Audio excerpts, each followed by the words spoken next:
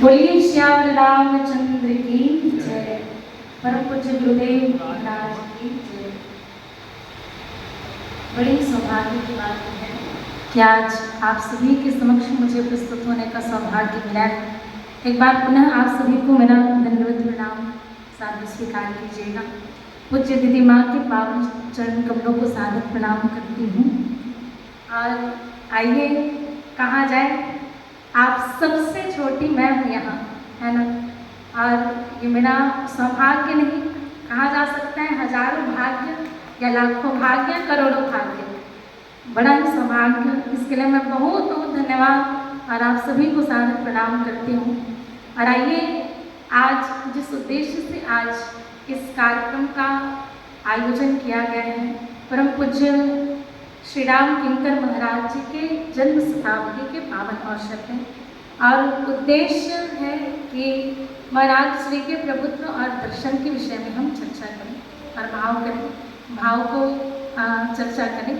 तो मैंने तो देखा नहीं है और मेरा सौभाग्य है कि आज दूसरी बार मुझे दीदी माँ का आशीर्वाद प्राप्त हो रहा है, सानिध्य प्राप्त हो रहा है।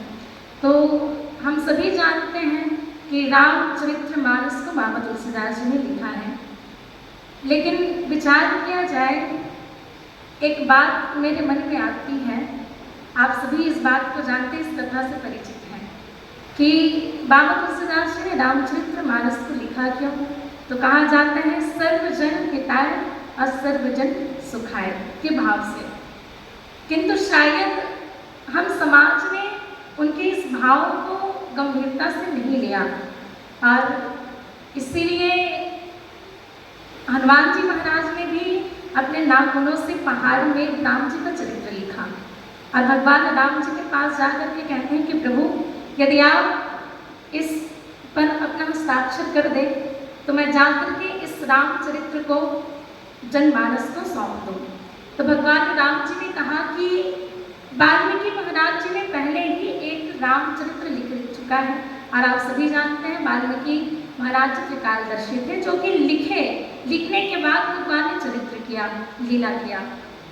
तो वाल्मीकि महाराज जी से जो रामचरितमानस मिला, उससे भगवान राम ने कहा कि अभी अभी मैंने वाल्मीकि जी के उस रामचरित्र में मैंने हस्ताक्षर किए हैं, आप जाकर उनसे ही हस्ताक्षर करवा लीजिए। हनुमान जी महाराज के वाल्मीकि महाराज जी के पास कहते हैं कि गुरुदेव, इस रामचरित्र पर आप अपना हस्ताक्षर कर देते ताकि मैं जन समुदाय को सौंप सकूं। तो वाल्मीकि महाराज जी ने देखा कि एक प्रसंग जहाँ लिखा है कि सीता चरण चोचहति भागा मूढ़ मंदमति कार्निकागा। तो यहाँ हनुमान जी ने स्पष्टीकरण नहीं दिया है, और इसीलिए उन्होंने पहाड़ को कहाँ फेंक दिया? समुद्र में।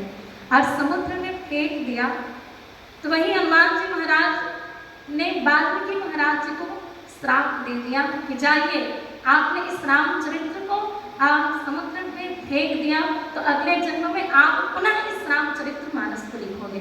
और तभी कहा गया क्या कि कलि कुटिल जीव निस्तार ही वाल्मीकि तुलसी भय, है ना। कि कलयुग में कलिमल के कुटिल जीवों के निस्तार के लिए भगवान वाल्मीकि महाराज जी ने तुलसीदास जी का अवतार लिया। आदरणीय गुरुदेव जी ने भी कहा, और इसीलिए ये कहने में अतिशयोक्ति नहीं है, है ना, कि कलि कुटिल जीव निस्तार ही तुलसी युग तुलसी भयो। यह अतिशयोक्ति की बात नहीं हो सकती। आदरणीय परम पूज्य गुरुदेव जी को मैंने देखा नहीं है, और साहित्यों का अध्ययन तो मुझे बिल्कुल भी नहीं है। कुछ क्षण मात्र मैंने कुछ साहित्यों को पढ़ा था और इसी से आप सबके समक्ष परोसने का प्रयास किया। और मेरा सौभाग्य कि आप सभी के समक्ष मुझे आने का ये अवसर मिला। पुनः आप सभी को धन्यवाद प्रणाम अर्पित करती हूँ, और पूज्य गुरुदेव भगवान और मंदाकिनी दीदी माँ के पावन श्री चरणों को सादर प्रणाम करती हूँ। बोलिए श्याम रामचंद्र की।